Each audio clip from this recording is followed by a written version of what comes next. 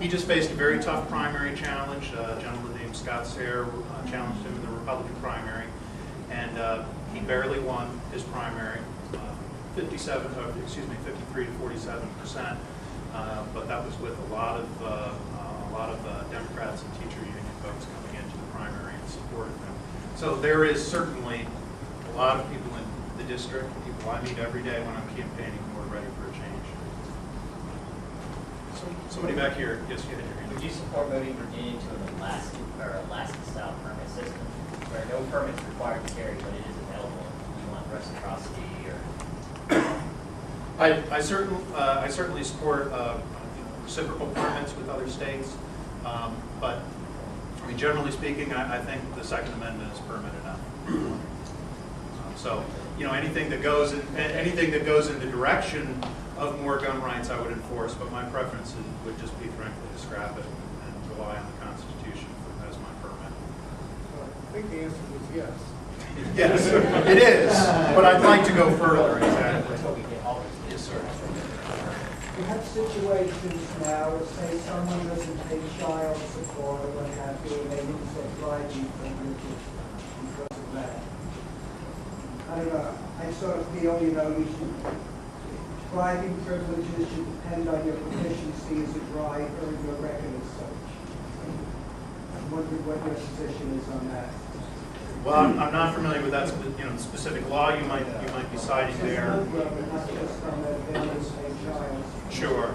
Yeah, and I don't doubt that. I will say we seem to be, eventually we're all going to be felons in this state. Maybe that's how they'll take our guns away from us, because everything's becoming a felony. Using being a driver as a punishment is a way of twisting their arms. Control. I have one more question. I'm going to be on MSNBC at 9 a.m. tomorrow talking against red light cameras in Seattle, Washington. How do you feel about red light cameras here in Virginia? I wish they would keep them all in Seattle, in my opinion. I do not support red light cameras. I do not. It's a privacy invasion, in my opinion. In Charlottesville, near where I live now, they're talking about putting cameras all over the downtown mall there. And, you've got a Democrat city council there. I think this is kind of hypocritical, who passed a resolution 2 years ago condemning the Patriot Act for its awful invasions of privacy, and now they're putting cameras all over Charlottesville. I guess they don't mind invading your privacy when they're the ones behind the camera. They just want to take pictures of the Patriots.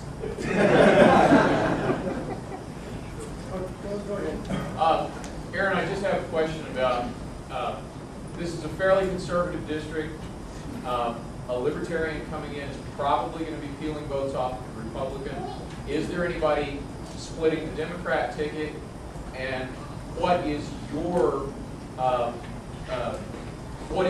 wedge that you're using to try and peel off Democrats? Sure. Because if you don't peel off a bunch of Democrats, you're not going to be able to knock off this Republican, but you might allow them to do it. Are you in the 24th district? No. Oh, rats. But I'll answer the question anyways. Your analysis is very much on. It's about a 66, 67% Republican district in most elections. The person who's peeling off Democrat votes and splitting that is the Republican incumbent, frankly. He's voted for a lot of tax increases. Like I said, a lot of Democrats supported him in the primary. Without getting into the depths of strategy here too much, people who support big government, higher taxes, more government regulation have a tough choice in this race, because they've got a Republican who agrees with them and they've got a Democrat who agrees with them. But if you believe in small government, which most of those 66% conservative people in the district do, you've only got one choice left in this race, and that's myself, the Libertarian campaign. So that's the answer to the first part of your question. On the second part of the question, as far as how do I appeal to Democrats? And there are some issues that I have that appeal to Democrats, but I don't think anybody here will be bothered by them. There's a lot of open government issues. In fact, things that affect this group, the non-recording of subcommittee votes that affect conservative and liberal issues in lobbying in the General Assembly. That's an open government issue that a lot of Democrats are annoyed with the Republicans about. There should be more Republicans than Republicans about that. Things like that certainly are something that appeal to independents and Democrats. There's also some environmental issues.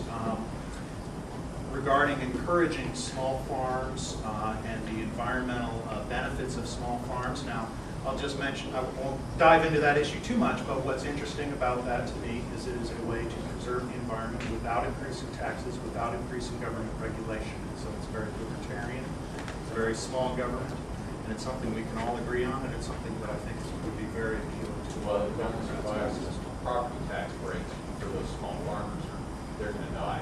And there's, on the issue of taxes, one of the things I do support is a acquisition value-based amendment to our Constitution that would change the way property taxes are assessed in Virginia.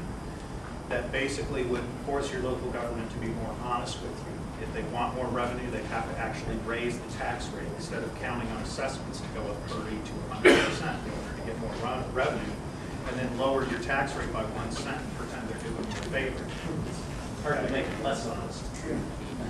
That's hard to do. Okay, well, you know, Thank you very much.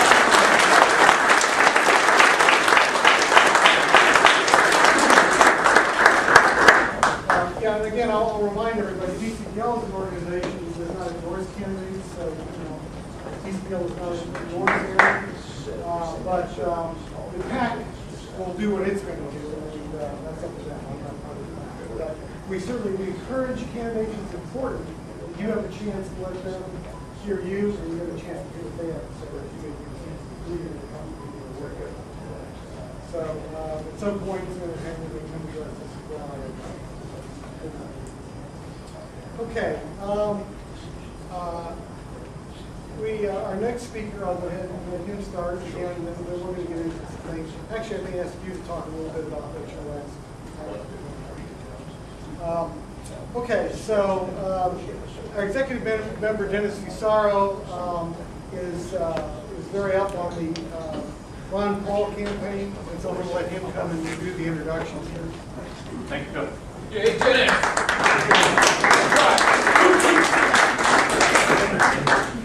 I want to introduce a good friend and Chief of Staff to Congressman Ron Paul, Tom Lizardo. Just want to give you a few pointers about Tom.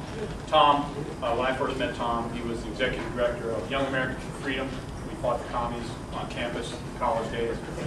And under Tom's administration at Young Americans for Freedom, the first national pro-gun mailing was done by Young Americans for Freedom. And when I met Tom in 1990, was it 90? And then in 91, I think, I was pushing a candidate named Roger McClure. And he said, Dennis, you're making a big mistake. And I said, no, he's good, he's good. And then 2 years later, Roger McClure voted for 1 gun a month and to ban self-defense shotguns. And so Tom was right and I was wrong, and now it's on tape and it'll be on YouTube tonight. I think Tom's going to talk about a couple pieces of legislation, H.R. 1897 and H.R. 1096, the Second Amendment Restoration Act. 1897 is the National Park gun ban repeal. And I'm sure he can answer a lot of questions about Congressman Paul's Second Amendment philosophy. Thank you.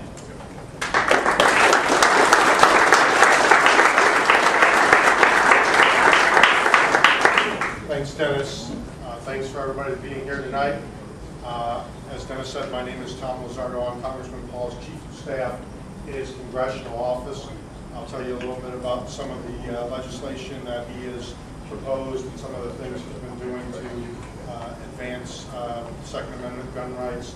And I will tell you before I start that I'm not an official in his campaign.